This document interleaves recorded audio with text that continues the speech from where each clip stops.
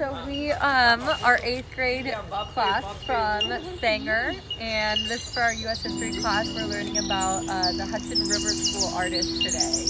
And so they are drawing and sketching nature.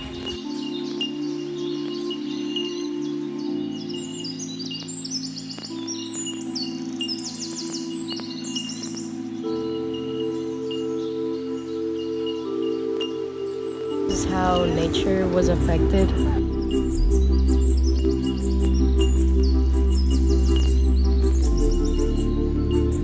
The nature is like beautiful.